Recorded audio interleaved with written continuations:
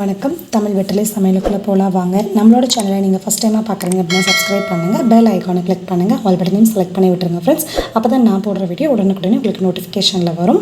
இன்றைக்கி நம்ம சேனைக்கிழங்கு வறுவல் பண்ண போகிறோம். அதை எப்படி செய்கிறது, அதுக்கு என்ன பொருள் தேவைன்னு பார்க்கலாம் வாங்க. இன்றைக்கி ஒரு பெரிய சேனைக்கிழங்கு எடுத்திருக்கோம். அதை ஃபஸ்ட் ரெண்டாக கட் பண்ணிக்கோங்க. கட் பண்ணதுக்கப்புறமா இந்த போல் கையில் நல்லா எண்ணெய் தடவிக்கோங்க. தடவிட்டு அதுக்கப்புறமா தோல் சீவுங்க. ஏன்னா கையில் அரிக்க ஆரம்பிச்சிடும். இது கடையிலேயே நல்லா கேட்டு வாங்கிக்கோங்க. பழைய கிழங்கான்னு கேட்டு வாங்குங்க. பழசுன்னு சொன்னாலுமே நீங்கள் வீட்டில் வந்தோடனே உடனே சமைக்காதீங்க. ஒரு 1 வீக் அப்படியே வச்சுருங்க. அதுக்கப்புறமா நீங்கள் சமைச்சிக்கோங்க. ஏன்னா அவங்க பழசுன்னு சொல்லுவாங்க, நமக்கு பழசாக அவங்க இருந்ததே இல்லை அப்படிங்கிறது அவங்களுக்கு தெரியாது இல்லையா. ஸோ அதனால் நீங்கள் வீட்டில் 1 வீக் அப்படியே போட்டு வச்சுருங்க. அதுக்கப்புறமா செய்யுங்க. ஏன்னா அதுக்கப்புறம் நல்ல கிழங்கு பழசானதுக்கப்புறம் நம்ம செஞ்சோம் அப்படின்னா கையில் இருக்கிற நமைச்சல் அரிப்பு கொஞ்சம் குறைவாக இருக்கும். அது எப்படி இருந்தாலுமே நீங்கள் கட் பண்ணையில் இந்த போல் கையில் எண்ணெய் தேய்ச்சிட்டு கட் பண்ணிக்கோங்க. கத்தியில் தோல் சீவிங்க அப்படின்னா எண்ணெய் தேய்ச்சிங்க அப்படின்னா கை வழுக்கும். ஸோ அதனால் பார்த்து கவனமாக செய்யுங்க. இந்த போல் நல்லா குட்டி குட்டியாக க்யூப் போல் கட் பண்ணி எடுத்துக்கோங்க. சேனைக்கிழங்குல அவ்வளோ நன்மைகள் இருக்குது.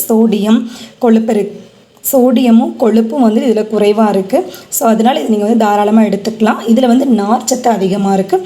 விட்டமின் சி, B6 நம்மளோட ஆரோக்கியத்துக்கு ரொம்ப ஹெல்ப் பண்ணுது. அது ரெண்டுமே சேனைக்கிழங்குல நிறையவே இருக்குது.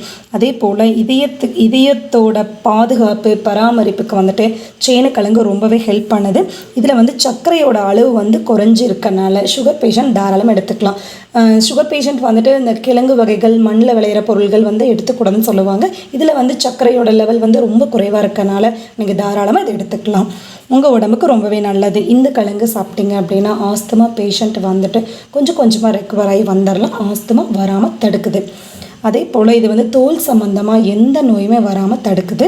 இது ரொம்ப ஹெல்ப் பண்ணுது. இதை சாப்பிட்டீங்க அப்படின்னா மூல நோய் சுத்தமாக வராது உங்களுக்கு. இருந்தாலும் அதோட வீரியம் குறையறதுக்கு ரொம்பவே ஹெல்ப் பண்ணுது.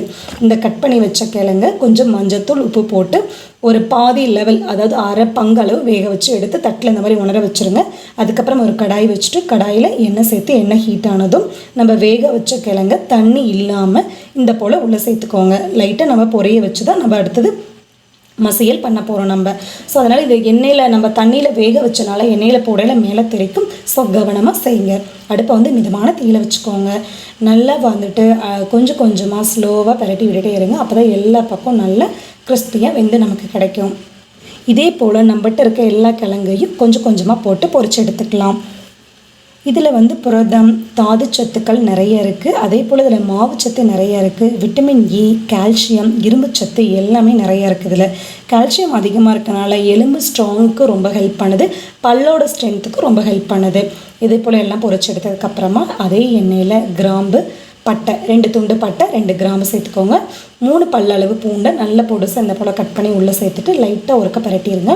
அதுக்கப்புறம் ஒரே ஒரு பெரிய வெங்காயம் நல்லா இந்த போல் பொடுசாக கட் பண்ணி உள்ளே சேர்த்து அதே எண்ணெயில் நல்லா பரட்டி விட்டுருங்க. உங்களுக்கு அந்த பொரிச்ச எண்ணெய் போதும் அப்படின்னா அதே எண்ணெயிலே செய்யுங்க. இல்லை 10 அப்படின்னா இன்னும் கூட கொஞ்சம் எண்ணெய் சேர்த்துக்கோங்க. கொஞ்சம் கருவேப்பிலை சேர்த்து கலந்ததுக்கப்புறமா 2 தக்காளி, சின்னதாக இருந்தனால நான் 2 தக்காளி யூஸ் பண்ணியிருக்கேன். நீங்கள் பெரிய தக்காளியை யூஸ் பண்ணிங்க அப்படின்னா ஒரு தக்காளி போதும். அது நல்லா கலந்ததுக்கப்புறமா தக்காளி, வெங்காயம் நல்லா பரட்டிடுங்க. அதுக்கப்புறம் உப்பு, மஞ்சள் தூள், தனி மிளகாத்தூள், கரம் மசாலா தூள், இது எல்லாத்தையும் உங்கள் காரத்துக்கு தகுந்த மாதிரி மிளகாத்தூள் சேர்த்துட்டு நல்லா கலந்து விட்டுருங்க. ஃபஸ்ட்டு எண்ணெயிலே இந்த மசாலா பொருட்களில் நல்லா ஒருக்க கலந்ததுக்கப்புறமா அடுப்பை ரொம்ப குறைச்சி வச்சுக்கோங்க. அதுலேயே நல்லா குழையிற மாதிரி இந்த போல் வேக வச்சுருங்க. தக்காளி வெங்காயத்தையும் குழஞ்சி வெந்தது அப்படின்னா தான் நல்லா டேஸ்ட் கிடைக்கும். அதுக்கப்புறம் நம்ம எண்ணெயில் பொரிச்ச சேனைக்கிழங்கு உள்ளே நல்லா போட்டு பரட்டி விட்டுறலாம். அவ்வளோதான், பரட்டியாச்சு. பரட்டினதுக்கப்புறமா அது அப்படியே இருக்கட்டும். அதுக்குள்ளே நம்ம அரைச்சிட்டு வந்துடலாம். 1/2 ஸ்பூன் அளவு சோம்பு, 1/2 ஸ்பூன் அளவு கசகசா, ஒரே ஒரு பூண்டு, 1/4 மூடி அளவு துருவன தேங்காய், இது எல்லாத்தையும் நல்லா நைஸாக அரைச்சிக்கோங்க. அரைச்சிட்டு கொஞ்சம் தண்ணி சேர்த்துக்கோங்க. ரொம்ப தண்ணி சேர்த்திங்க அப்படின்னா குழம்பு மாதிரி ஆயிரும். நமக்கு குழம்பு மாதிரி இருக்கக்கூடாது இல்லைங்களா, நல்லா ட்ரையாக இருக்கணும். ஒன்று ஒட்டி வராமல் ரொம்ப சூப்பராக இருக்கணும். இதை நல்லா இப்போ கலந்து விட்டுறலாம். இப்போ ஒரு மூடி போட்டு வச்சுருங்க. அடுப்பை மிதமான தீயில வச்சுட்டு கொஞ்சம் கொஞ்சமாக எடுத்து பரட்டி விடுங்க. அப்போ தான் அடி பிடிக்காமல் இருக்கும். அந்த தேங்காய், அந்த சோம்பெல்லாம் சேர்த்து அரைச்சோம் இல்லைங்களா, அந்த பச்சை வாசனையும் போய் கிடைக்கும் நமக்கு. அவ்வளோதான், நம்ம சேனைக்கிழங்கு வறுவல் சூப்பராக ரெடி ஆயிடுச்சு. இந்த ஈஸியான ரெசிபியை நீங்கள் கண்டிப்பாக ட்ரை பண்ணி பாருங்கள். எப்படி இருக்குன்னு சொல்லிட்டு கமெண்ட் பண்ணுங்கள். நம்மளோட சேனலுக்கு சப்ஸ்கிரைப் பண்ணுங்கள். தேங்க்யூ.